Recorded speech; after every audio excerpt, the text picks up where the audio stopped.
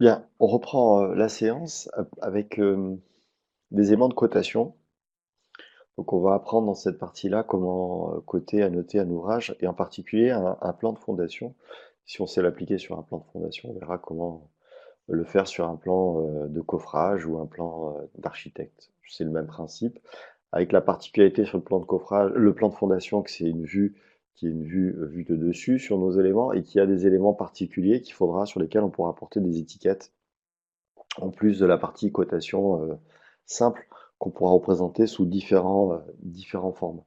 Alors pour faire cette application-là, je vais vous mettre en partage avec un module fichier, ajouter un nouveau module fichier, le support sur lequel vous allez vous baser pour travailler et le document bien sûr support. Donc voilà le fichier Revit qui est en cours de transfert. Donc c'est le TD RS2 Revit cotation. Et le support pour suivre pas à pas. Alors bien sûr, dans la présentation que je vais faire, il y aura plus d'éléments, un peu plus d'éléments sur le support écrit. Euh, voilà, j'apporte quelques compléments à l'oral toujours. Donc là, je vous mets également le support écrit pour suivre pas à pas la partie cotation. Euh, Vous le retrouverez bien sûr sur Moodle, hein, vous les avez déjà en ligne. Donc voilà les supports sur lesquels on va pouvoir se baser. Vous pouvez les télécharger dès à présent. Bien, alors je vais pouvoir les enlever et on va passer à l'édition. Partager mon écran. Donc ça, c'était le dessin précédent. Je vais l'enregistrer et je vais le fermer. Pour fermer, le plus simple, c'est de fermer les fenêtres cachées et ensuite de fermer la fenêtre qui est ici. Donc logiquement, ça doit bien se passer. Et alors ça, c'était le dossier précédent. On va l'enregistrer, oui, peu importe. Bien, on va cette fois-ci ouvrir le dessin. Pour l'ouvrir, je vais le récupérer ici. C'est mon TD cotation. Je le fais glisser là-dessus. C'est un moyen de l'ouvrir comme un autre. On peut double-cliquer aussi dessus. Et voilà le bâtiment sur lequel on va s'appuyer. Première chose, je vous invite à faire enregistrer sous et l'enregistrer au format projet dans votre emplacement, donc là, sous la Dropbox. Vous enregistrez le TRS Revit cotation et je mets un petit indice C pour dire que c'est les éléments de correction ou d'évolution de mon projet. Donc on va se baser sur ce support pour mettre en place la cotation. La cotation sur un plan de coffrage, un plan d'exécution de type fondation, euh, est basée sur une cotation des fils qui sont représentés ici, c'est-à-dire d'axe en axe.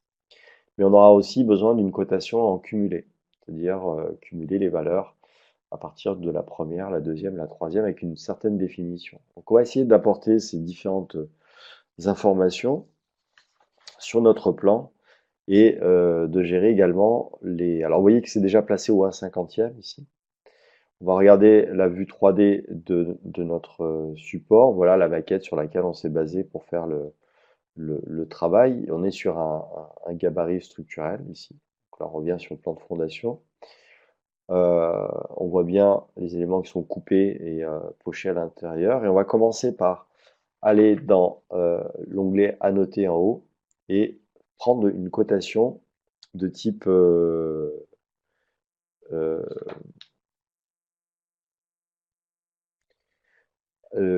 oui, aligné, pardon. Cotation alignée. Et voilà le style de cote linéaire, flèche Arial qui est utilisé. Alors ce qu'on va faire, c'est qu'on va modifier le type et on va se créer notre propre euh, style de cote. On va le dupliquer et on va l'appeler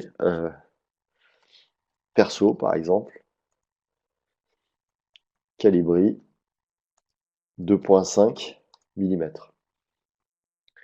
Je vais le valider et maintenant je vais changer les informations au niveau du contenu. Pourquoi? Parce que si je trace tel que c'est mis en place actuellement, donc je vais simplement valider. Pour l'instant, j'ai simplement changé le nom. Si j'applique une cote en sélectionnant mes deux axes, voilà ce que ça m'affiche au niveau de mon intitulé. Alors bien sûr, ça ne correspond pas à de la cotation architecturale. On va le modifier justement grâce à ça, grâce aux propriétés, aux paramètres du type que l'on va faire évoluer. Donc, on va préférer la police de texte, on va la changer.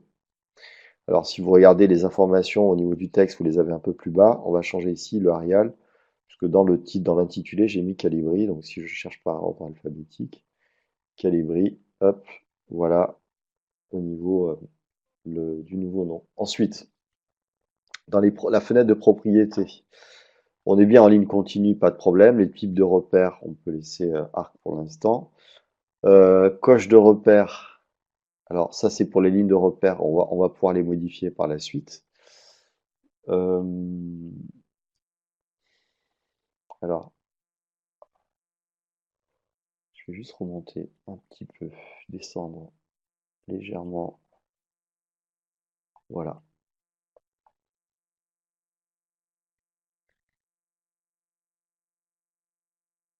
Alors, coche intérieure, diagonale de 2 mm. Donc ça, c'est OK. Ici, les flèches à 30 degrés, elles ne me plaisent pas. Je préfère des coches à... Alors, on descend. Elles sont où les coches à 30 degrés? C'était au-dessus. Tac, tac, tac, flèche pleine. Point, triangle. Alors, il faut que je retrouve les coches en diagonale de 2 mm. Voilà. Les épaisseurs de ligne, on pourrait les changer. L'épaisseur de la coche, elles sont un peu plus grasses. Ça, c'est normal, c'est bien. Euh,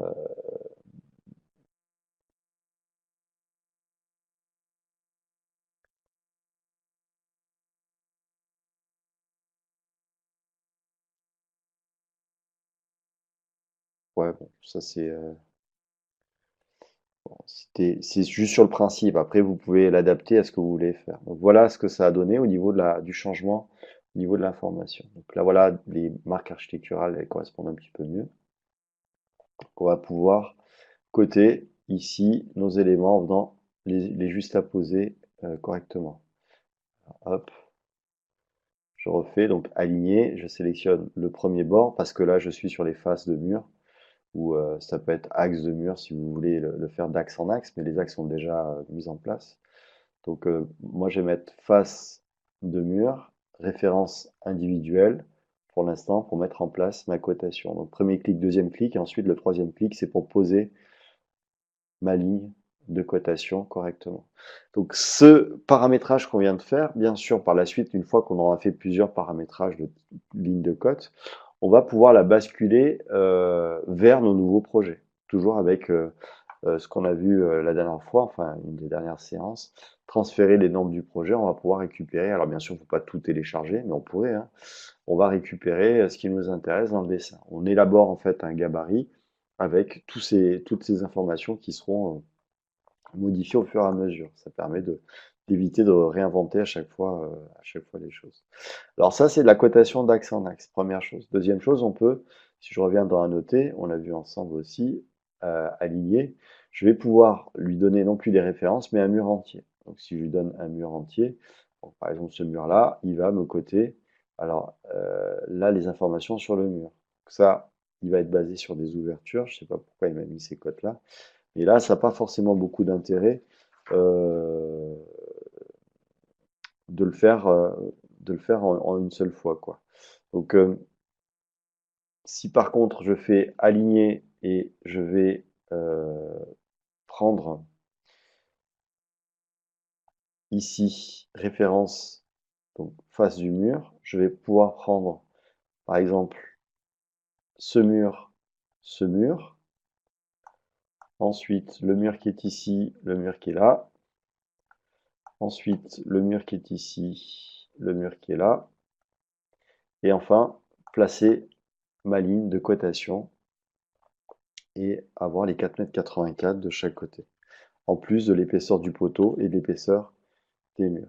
Si l'épaisseur du poteau, vous voulez déplacer, on peut bien sûr déplacer, ça nous fait une petite flèche, une petite ligne de rappel pour déplacer en fait la ligne de cotation en fait, qui se rattache à notre poteau. Alors, on va pouvoir faire ça dans les deux directions, hein, donc rapidement si je le fais, je sélectionne mes différentes lignes et je place ma ligne de cote d'axe en axe.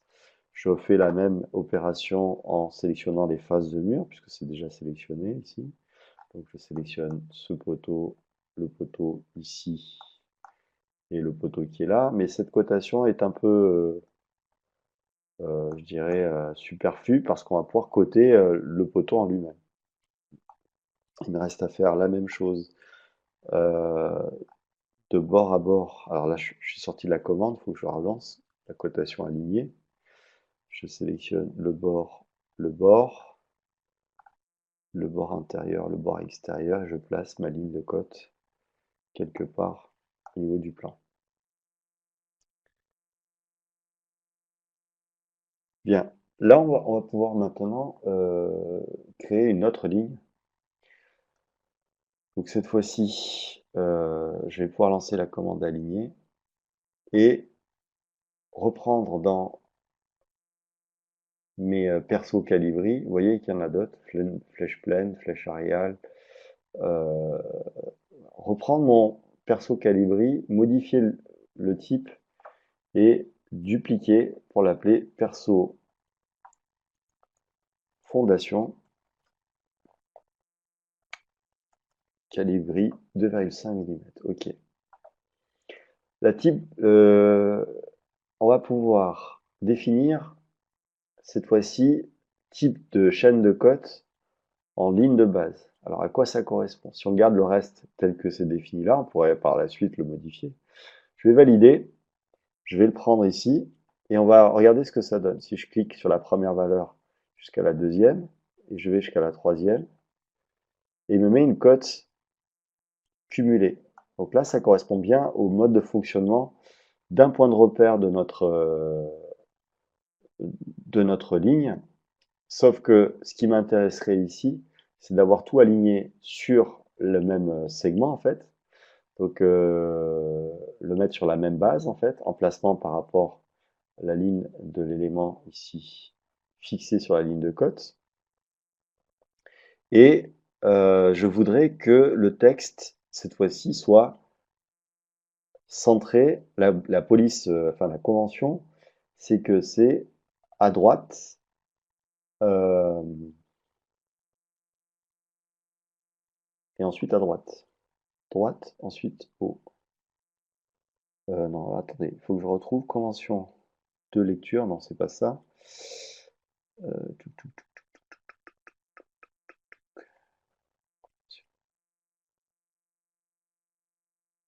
d'axe, d'axe, d'attache, extension d'attache, extension d'épaisseur, extension de l'origine.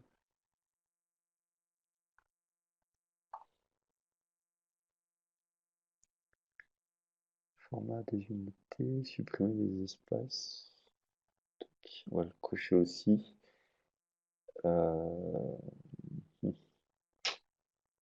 Alors, il faut que je retrouve la valeur qu'il faut mettre pour que les lignes soient juste à poser en fait. Je vais essayer de le refaire. Décalage de ligne.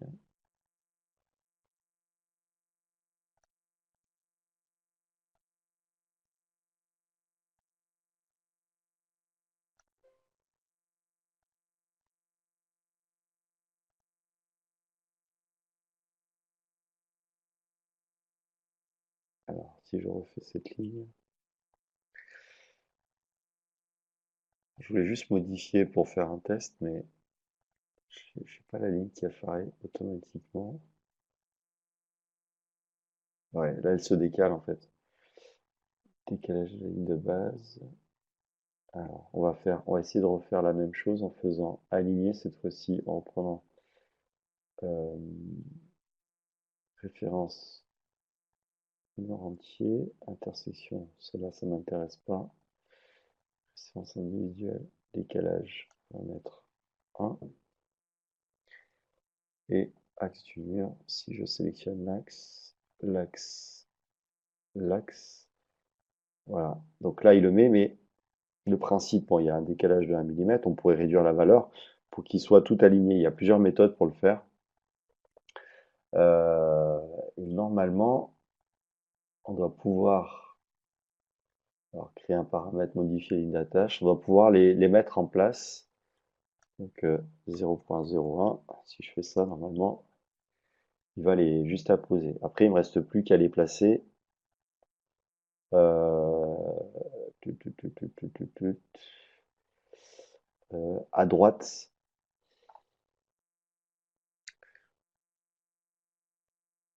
Décalage du texte. Taille du texte, convention de lecture. Haut, ensuite coche. Si je fais appliquer. Bon, ça c'est pas très grave, il faudrait juste que je retrouve l'information pour placer sur ma ligne une ligne spécifique. Celle-là, je vous le préparerai à la limite pour la prochaine fois. Je vous ferai la démo. En fait, il faut modifier le style. Donc là, c'est la première étape où on cote les éléments soit d'axe en axe, soit par style d'éléments, par face extérieure des porteurs verticaux. Et maintenant, on va pouvoir apporter des annotations, ce qui permet d'étayer votre plan. La partie annotation au niveau de votre plan va nécessiter la création de poteaux, de semelles isolées ou de semelles filantes, sur lesquelles on va venir apposer nos éléments d'annotation. Donc on va cliquer sur étiquette par catégorie, et en fonction de la catégorie, il va pouvoir détecter que c'est un poteau et venir mettre en place la notation qui correspond. Alors, une fois qu'il a détecté la semelle filante, il a mis en place une étiquette qui est générique. Donc là, c'est à moi, en cliquant sur étiquette, d'aller définir quelle est l'étiquette à choisir en fonction de la catégorie de l'élément. Par exemple, ici, lorsque je suis sur un élément de type fondation, donc là, vous voyez quelles sont les étiquettes qui sont préétablies. Donc là, sur fondation, il a choisi étiquette de semelle de fondation. Il n'y en a qu'une seule qui a été chargée. Si je vais sur l'ossature, sur les poteaux, donc ici sur poteau porteur, il a choisi étiquette -45 poteau porteur. Donc là, si je valide OK, je vais pouvoir, euh, une fois que j'ai mis mon étiquette, je vais faire pareil pour le poteau, je suis toujours dans le poteau. Donc voilà pour le poteau, ce qui me met par défaut en fait. Donc sur la semelle S1, je vais pouvoir, par exemple, modifier les informations parce que 50-50 par 30, ce qui apparaît là n'est pas, je dirais, conventionnel et pas forcément très judicieux.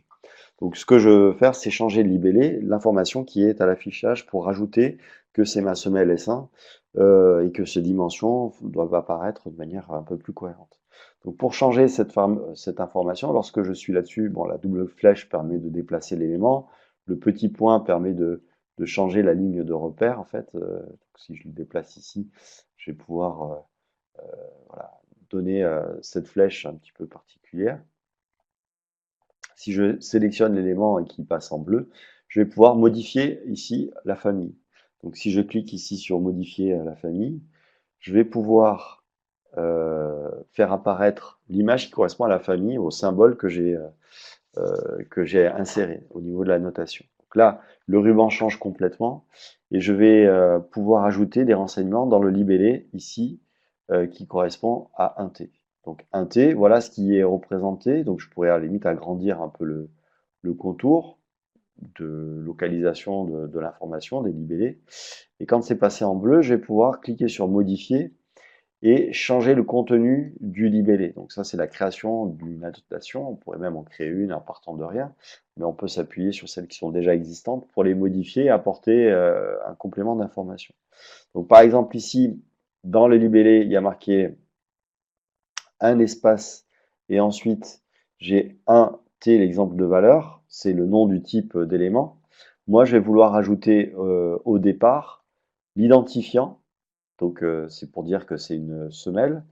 Donc il faudra une valeur sur l'identifiant, ensuite une valeur sur le type, le 1T, et ensuite une valeur sur la race supérieure. Je vais mettre ces trois infos. Donc le type, ça sera les dimensions. Alors on va rajouter d'abord l'identifiant. L'identifiant, il est ici. Le bouton qui est ici permet de rajouter, et le bouton qui est là permet de faire remonter pour les classer par ordre de préférence. Donc une fois que j'ai mis mon identifiant, ensuite le nom du type, et je vais faire pareil avec maintenant l'élévation. Je vais avoir euh,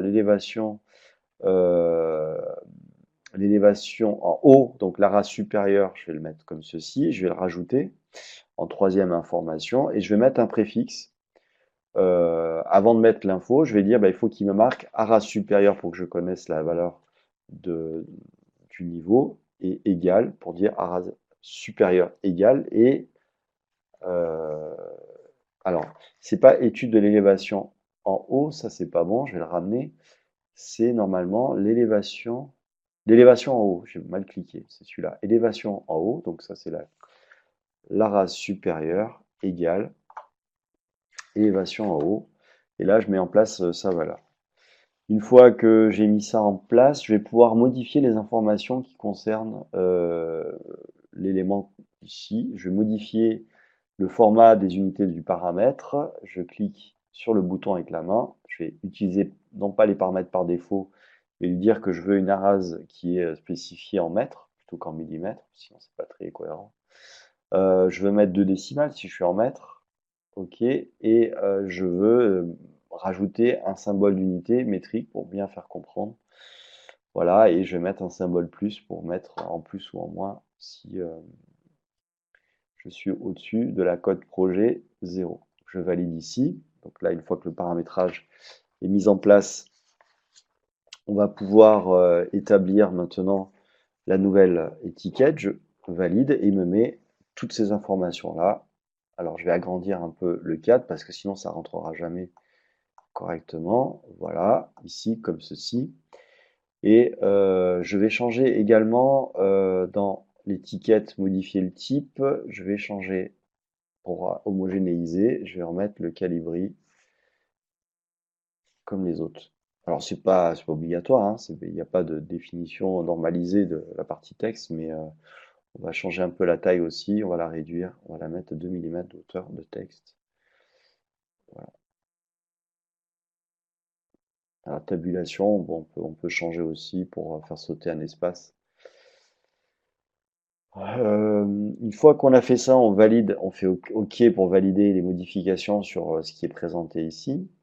On pourrait également, alors si je reviens sur les libellés, modifier les libellés et l'identifiant, est-ce que je peux modifier son écriture? Exemple de valeur. Euh, hmm. Alors je vais être peut-être obligé de faire deux identifiants. Euh, un identifiant double avec deux polices différentes en fait pour que ça marche. Sinon, donc là, je peux pas modifier. Par contre ici, est-ce que je peux modifier à l'intérieur? Modifier le libellé. Ouais, je retourne là-dedans. Donc faites bien attention aussi à une autre information, c'est que là je suis sur la partie fondation. C'est le libellé qui concerne la fondation. Donc là, bon, les modifications sont faites. Le texte, je peux le modifier euh, que là, modifier le type. Il faudrait que je fasse famille libellé, il faudrait que j'en fasse plusieurs en fait. Libellé de 3, il faudrait que je duplique et que je puisse modifier en fait le contenu avec deux éléments. Je le ferai pour les poteaux tout à l'heure, plutôt que pour les semelles. Bon, on pourra le réadapter par la suite et refaire la même chose. Donc la position, tout ça c'est bon. En gras, c'est ça que je voulais faire, mais que la partie texte bien sûr. Enfin pas la partie texte, mais que l'identifiant en fait que je voudrais mettre en gras. Donc, je vais être obligé de le faire en deux fois. Ok, touk touk touk touk, je fais ok, je valide et je charge dans le projet et je remplace la version existante. Donc voilà ce que ça me donne au niveau de ma semelle de fondation. Alors, on va pouvoir aussi enlever la ligne de repère parce qu'elle ne sert pas à grand chose et venir juste à poser maintenant la définition de... alors il n'a pas mis l'identifiant, pourquoi? Identifiant 1. Euh, j'ai pas mis peut-être de numérotation sur les semelles.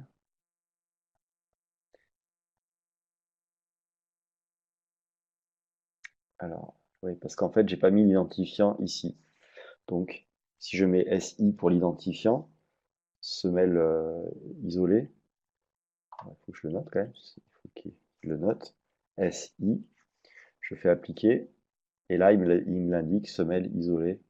Il me l'indique au niveau de l'identifiant. Donc, voilà comment on crée en fait des étiquettes personnalisées. On en prend une et on fera la même chose avec les poteaux et les semelles filantes. Donc là, si je fais la même chose avec les semelles filantes, c'est-à-dire que si je sélectionne une de mes semelles filantes, alors là, c'est une ouverture, donc c'est pas bon. Si je sélectionne la semelle filante comme ceci, je lui mets un identifiant, je l'appelle SF. Alors, c'est vraiment une base de données hein, qui est attachée à nos éléments, donc c'est vrai que ça permet SF1, je vais mettre appliquer. Quand je vais venir de la même manière mettre une étiquette de fondation, donc sur annoter,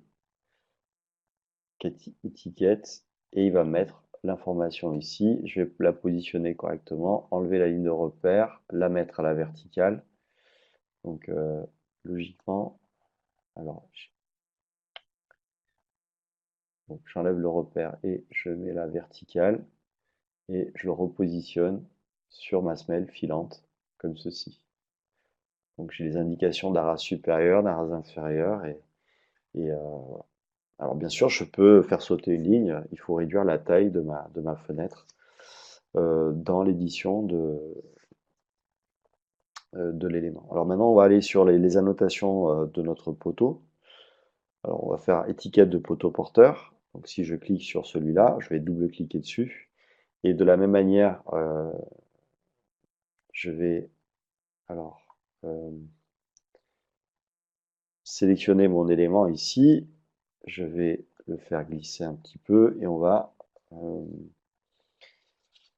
alors modifier étiquette poteau porteur. De la même manière, on va pouvoir modifier le libellé. En plus de l'identifiant, on va rajouter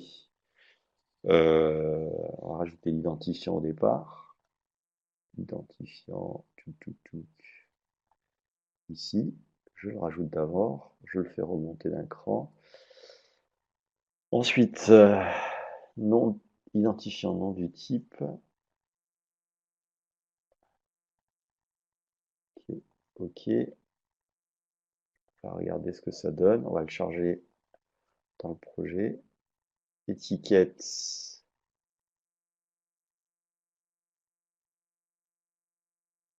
Ah oui, parce que l'étiquette de la semaine fondation est ouverte. Moi, je vais le mettre que dans le projet. Je valide. Remplacer la version existante. Et il m'a rien fait. C'est normal. Je vais changer. Je vais remettre une étiquette. Annoter. Étiquette. Je détecte le poteau. L'étiquette, je vais venir changer. Je vais aller dans mes étiquettes de ossature standard. Étiquette de poteau porteur.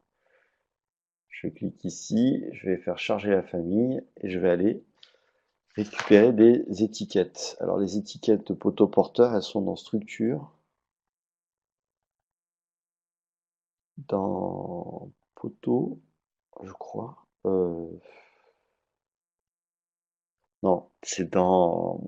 Ça, c'est les éléments type dur, c'est dans les annotations de structure et étiquette, étiquette de...